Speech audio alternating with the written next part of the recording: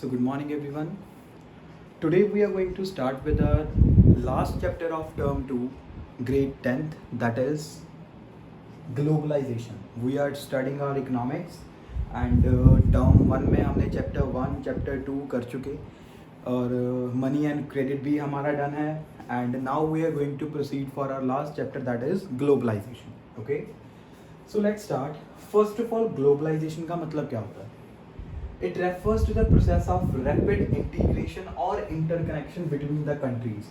जो दो countries के बीच में तालमेल होता है वो, या फिर merger of one economy with another economy is known as globalization.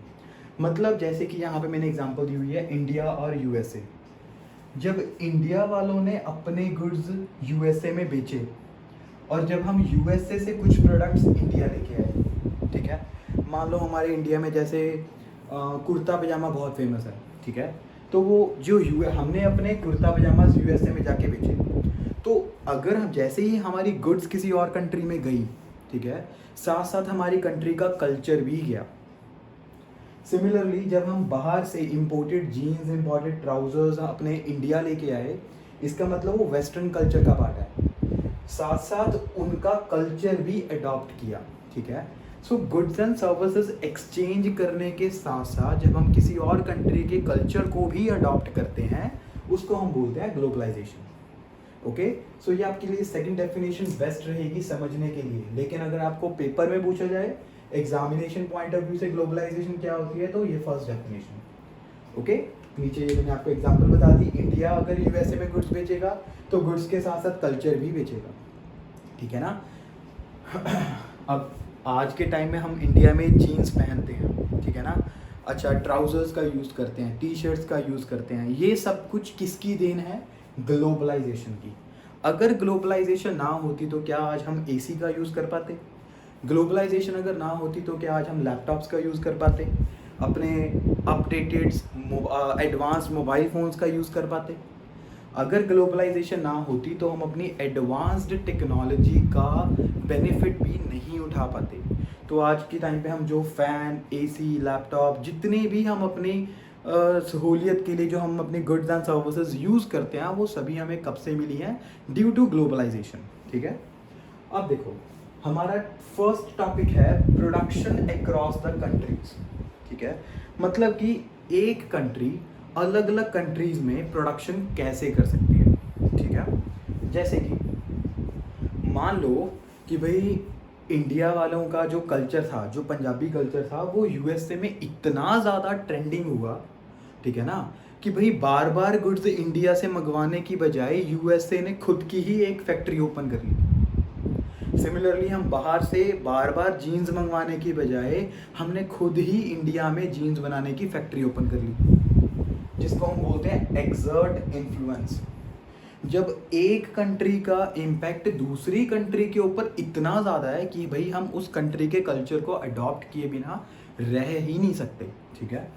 Second one, placing orders, ठीक है. अगर हमें किसी कंट्री की कोई चीज़ अच्छी लगे तो हम वहाँ से सिंपली अपने ऑर्डर्स को प्लेस कर सकते हैं. यहाँ पे इस टॉपिक में हमने क्या बताना है कि भाई एक कंट्री अलग अलग कंट्री से कैसे कनेक्शन बना सकती है for production point of view. Third one is set up production jointly. भाई इंडिया वालों ने यूएसए की किसी कंपनी के साथ मर्जर कर लिया, पार्टनरशिप कर ली, अब दोनों मिल के प्रोडक्शन करेंगे, ठीक है. यूएसए में भी, इंडिया में भी. Use local companies for supplies. भाई इंडिया से माल इकट्ठा बाहर जा रहा है, ठीक है, बाहर जाके हमने वहाँ की लोकल जो छोटी मोटी कंपनीज हैं हमने उनको हायर कर लिया, ठीक है, वो हमारी कंपनीज का माल आगे जाके यूएसए में बेचेंगे. बाय लोकल कंपनीज, जो यूएसए की सबसे मोस्ट पॉपुलर लोकल कंपनी होगी, हमने इंडिया ने जाके वो वाली कंपनी बाय कर ली. इसकी आपको एग्जांपल्स बहुत सारी मिलेंगी हमारी बुक में. मैं इस चैप्टर के साथ साथ ना आपको इस वीडियो के साथ साथ आपको एक चैप्टर नोट्स प्रोवाइड करूँगा. वो कुछ इस फॉर्म में होंगे, रिटन फॉर्म में, इस फॉर्म में, ठीक है. सो ये आपके चैप्टर के नोट्स बने बनाए हैं. मैं आपको इसकी पीडीएफ साथ साथ शेयर करूंगा. आपने क्या करना है, ये पीडीएफ को प्रिंट आउट निकलवा के इसको अच्छे से डिटेल स्टडी करो, बिकॉज ये चैप्टर डिफिकल्ट है. डिफिकल्ट इन द सेंस क्योंकि लेंथी है हमारे पास, ठीक है ना. चलो, तो प्रोडक्शन अक्रॉस द कंट्रीज, अलग अलग कंट्रीज में हमारी प्रोडक्शन कैसे पॉसिबल है जब एक कंट्री का दूसरी कंट्री के ऊपर इम्पैक्ट इतना ज़्यादा होगा। हम किसी और कंट्री को ऑर्डर प्लेस कर सकते हैं अपनी गुड्स का, सेटअप प्रोडक्शन ज्वाइंटली किसी और कंट्री की कंपनी के साथ हम मिलकर पार्टनरशिप कर सकते हैं, use local companies for supplies या फिर बाय लोकल कंपनीज। ओके, ये हमारा सिंपल सा टॉपिक था। Next one, integration of markets bye foreign trade. अब जब दो कंट्रीज मिलके काम करेंगी तो भाई यूएस से इंडिया में आ जाएगा, इंडिया की कुछ कंपनीज यूएसए में चली जाएंगी, तो इससे क्या होगा, हमारा एक्सपोर्ट इंपोर्ट बढ़ेगा। एक्सपोर्ट इंपोर्ट को हम बोलते हैं फॉरेन ट्रेड। ओके, सो भाई यहाँ पे हमारे पास टॉपिक क्या है, integration of markets bye foreign trade.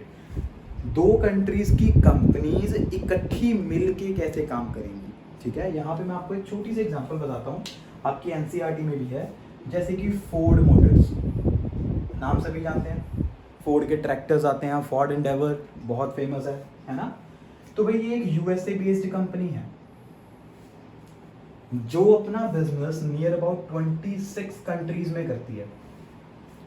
सबसे पहली बात, कोई भी एक कंपनी जो एक से ज़्यादा कंट्रीज में उसकी ब्रांचेज हैं उसको हम बोलते हैं मल्टीनेशनल कंपनीज। ओके, सो फोर्ड मोटर यूएसए की है, ये 26 अलग अलग कंट्रीज में काम करती है, तो ये क्या बन गई, एमएनसी, मल्टीनेशनल कंपनी। ठीक है, सो इसने इंडिया में 1700 करोड़ की इन्वेस्टमेंट की थी 1995 में इन चेन्नई। इसका मतलब अब जो फोर्ड की गाड़ियां हैं वो चेन्नई में बनती हैं आफ्टर 1995। अब ये जितनी भी चेंजेस हुई ये 1990s के बाद ही क्यों हुई, इसके पीछे भी एक छोटी सी स्टोरी है, मैं आपको बाद में बताऊंगा। ठीक है, सो फोर्ड मोटर्स 1995 में इंडिया में आई थी चेन्नई में with a capital of ₹1700 crore. Okay, so इस तरह से क्या हुआ, एक मल्टीनेशनल मतलब बाहर की कंपनी ने, फॉरेन कंपनी ने इंडिया में आके अपनी प्रोडक्शन सेटअप की, इंटीग्रेशन ऑफ मार्केट्स। ठीक है, सो हम फॉरेन ट्रेड के थ्रू अपनी मार्केट्स को कैसे कोलैबोरेट कर सकते हैं। The first point is attract trading interest.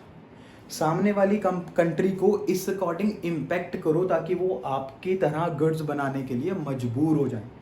ठीक है, second one is exchange of goods across different countries, जैसे कि इंडिया से कुछ गुड्स यूएसए में चली गई, यूएसए से कुछ गुड इंडिया में आ गई। लेकिन ऐसा ना हमेशा से नहीं था। जब हमारे इंडिया को इंडिपेंडेंस मिली ऑन 15 अगस्त 1947, आप लोगों को अच्छे से पता है कि तब हमारा इंडिया ब्रिटिश रूल से फ्री हुआ था। तो जब अंग्रेज़ों का राज था, अंग्रेज़ों ने यहाँ पे 200 साल, नियर अबाउट 200 साल, एग्जैक्टली 190 ईयर्स उन्होंने इंडिया पे राज किया। ठीक है, तो हमारे इंडियंस फॉरेनर्स से इतने ज़्यादा दुखी थे कि अब वो किसी भी फॉरेनर्स के साथ काम नहीं करना चाहते थे। ठीक है ना, जब वो काम नहीं करना चाहते थे, मैं ये वाला टॉपिक इरेज कर रहा हूँ, ओके, वीडियो को स्टॉप करके इसको लिख लेना। तो 1947 में कोई भी इंडियन कंपनी किसी भी फॉरेन कंपनी के साथ काम नहीं करना चाहती थी। तो इस वजह से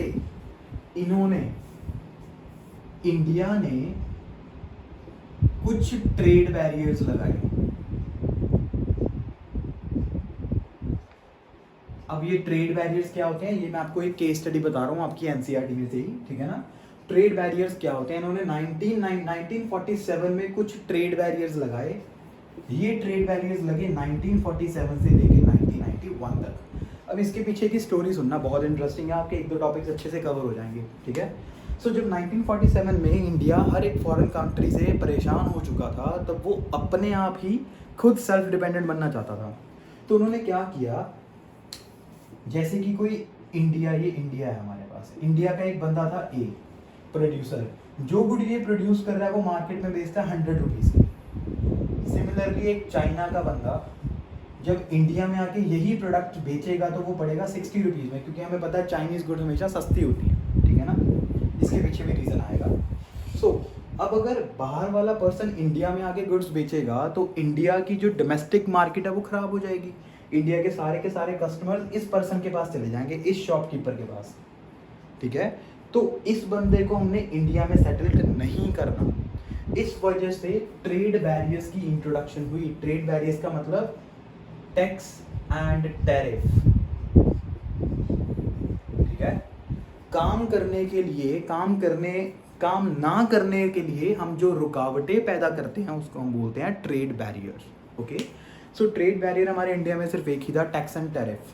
ठीक है, सो इंडिया गवर्नमेंट ने अनाउंस किया कि अगर कोई भी पर्सन इंडिया में आके काम करना चाहता है तो उसको हैवी ड्यूटी पे करनी पड़ेगी। तो भाई अगर ये बंदा इंडिया में आके काम करेगा तो इसका प्रोडक्ट विद टैक्स 110 का पड़ेगा, मतलब इंडियन गुड्स से भी महंगा पड़ेगा। तो अब सारे के सारे कस्टमर दोबारा से इसके हो गए, ठीक है ना। तो इस तरह कोई भी बाहर की कंपनी इंडिया में नहीं आ पाएगी। अब देखो, जब हमारा इंडिया आज़ाद हुआ था तो बहुत सारी कंट्रीज ने हमारी हेल्प की थी, तो इंडिया डायरेक्टली किसी को भी नहीं बोल सकता था कि भाई हमने तुम लोगों के साथ ट्रेड नहीं करना। तो ये एक इनडायरेक्ट वे था उन लोगों को मना करने के लिए। तो तकरीबन 40 साल काम करने के बाद 1991 तक इन लोगों को ये चीज़ रियलाइज़ हो चुकी थी कि अगर इंडियन इकॉनमी को डेवलप करना है तो हमें फॉरेन कंट्रीज़ की हेल्प लेनी ही पड़ेगी।